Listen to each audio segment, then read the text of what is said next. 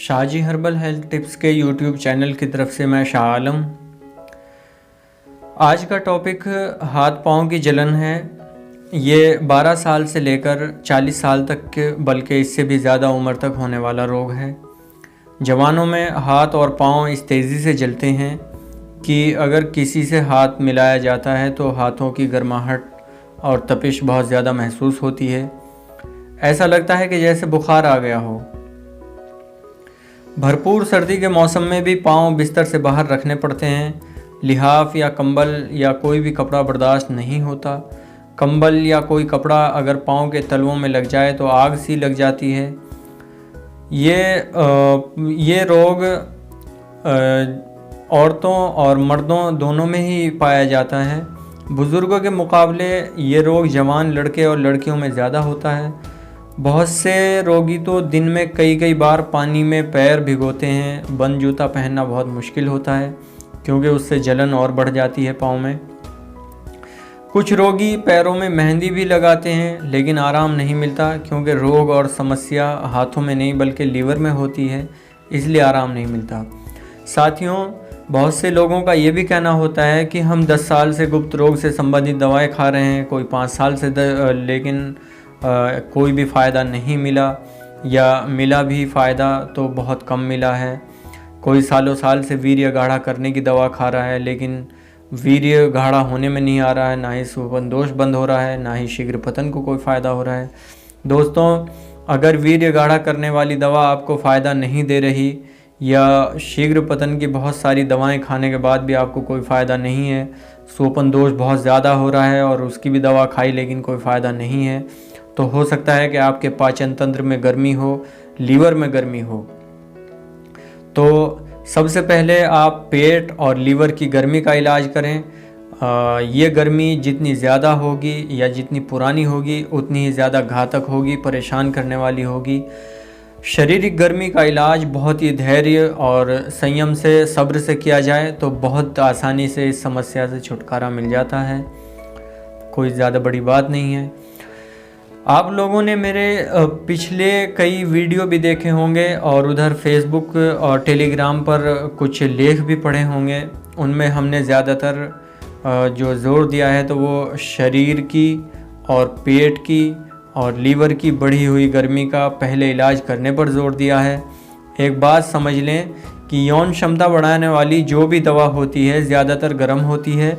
अब किसी बंदे ने अपने जीवन में पॉर्न फिल्में देखी हैं और हाथ का इस्तेमाल किया है तो उसे 2 समस्याओं का सामना होगा कि उसके लीवर में गर्मी होगी, दूसरे उसके हाथ की रगड़ लगने के कारण उसके पेनिस के अगले भाग की उत्तेजना, सेंसिटिविटी बहुत ज़्यादा बढ़ी हुई होगी, उत्तेजना बहुत बढ़ी हुई होगी।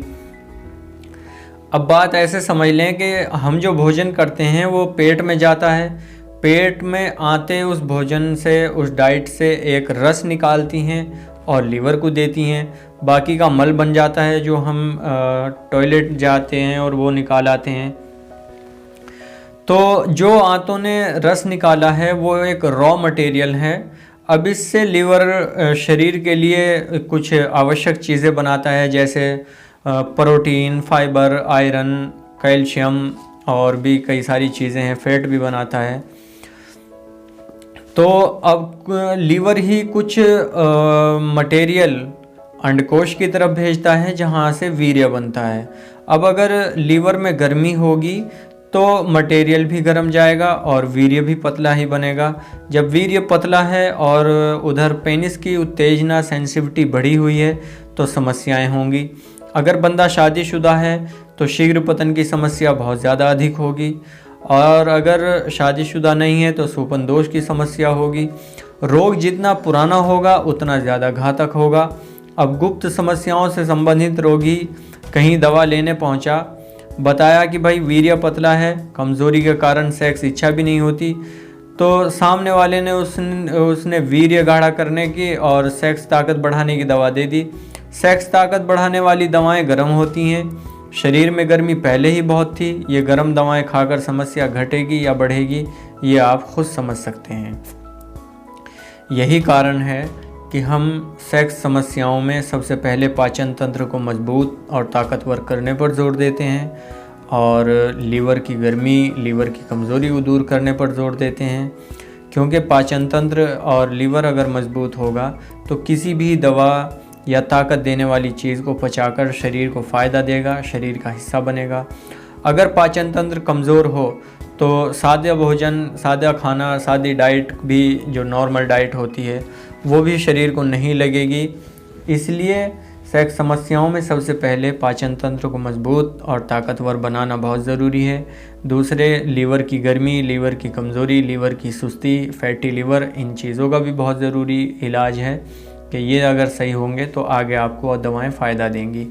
इस विषय पर अगर आपको कुछ ज़्यादा जानकारी चाहिए तो उस पर हम पहले ही कई वीडियो भी बना चुके हैं, और इस वीडियो के डिस्क्रिप्शन में आपको हमारे फेसबुक और टेलीग्राम का लिंक भी मिल जाएगा। वहाँ भी हमने बहुत कुछ इस टॉपिक पर लिखा है, आप उसको सर्च कर सकते हैं। पाचन तंत्र और लीवर, शारीरिक गर्मी और समस्या को सामने रखकर हम जो चूर्ण बनाते हैं उसका नाम ठंडक पाउडर है। समझ गए? एक बार और सुन लें। पाचन तंत्र और लीवर की और शारीरिक गर्मी की समस्या को सामने रखकर जो हम चूर्ण बनाते हैं उसका नाम हमने ठंडक पाउडर रखा हुआ है। और जो शरीर की बढ़ी हुई गर्मी को निशाने पर लेकर अपना काम करता है, लीवर की गर्मी को, बढ़ी हुई गर्मी को निशाने पर लेकर अपना काम करता है, और मात्र 20 से 25 दिन के अंदर अपना काम पूरा करता है।